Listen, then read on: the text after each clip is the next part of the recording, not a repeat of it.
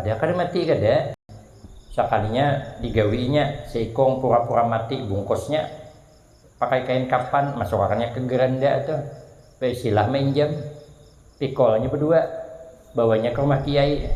Pak Kiai, kami dapat musibah kawan meninggal dunia kada ada yang mengimami kawakah pian menyembahyangkan kawan kami nih padahal kada mati kada bebungkus sebenarnya tapi penapasan keluar ojek kiai yang disembahyangkan nih yang mati kah yang hidup kah jenang berdua yang mati aneh kiai ini Jusidin mana ada orang hidup disembahyangkan orang mati jago yang mati kah yang hidup 3 kali maulang masih jadi mendahkan yang mati akhirnya jago ayo sama-sama kita sembahyangkan Allahu Akbar sudah ibadah disembahyangkan jago bawa kawan pian sudah selesai disembahyangkan bawanya sudah jauh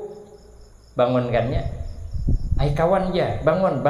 itu lain wali kenapa kada tahu pada pian hidup